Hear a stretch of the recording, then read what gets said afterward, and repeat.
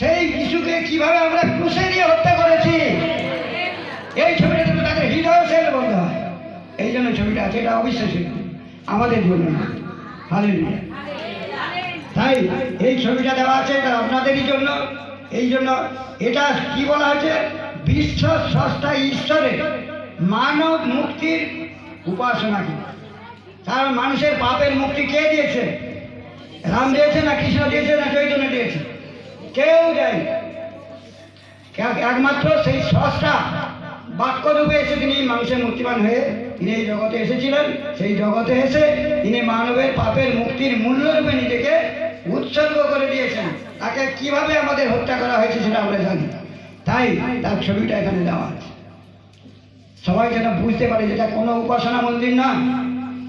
এটা কার উপাসনার মন্দির?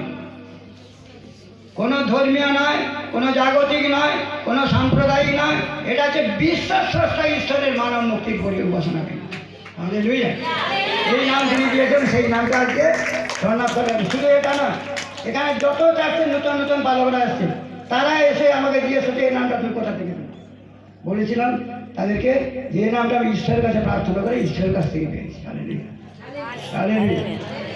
তাই আজকের সেই দিনে আমরা সমর্পিত হয়েছি। আজকে সেই জন্মদিন তিনি আজ থেকে 2024 সাল হবে কীভাবে এসেছিলেন তার জন্য বৃত্তান্ত পরে বলা হবে। আমাদের পালন মশাই আসতেছেন, তিনি একটু অসুস্থ ছিলেন, ভেলোরে ছিলেন, তার হার্ট অপারেশন করা হয়েছে, তাই তিনি আসতেছে। তিনি হয়তো একটু দেরিতে আসতে পারেন, তাই তার কাজটা আমি কিছুটা এগিয়ে দিচ্ছি। অতএব এরপরে আমাদের কিছু উদ্বোধনী সঙ্গীত হবে, তার মধ্যে দিয়ে কিছু গান, নাচ হবে। আমরা নাচ আমাদের পোশাক আলোচনা করার আগে আমি এটা বলে দিই, সামনেটা একটু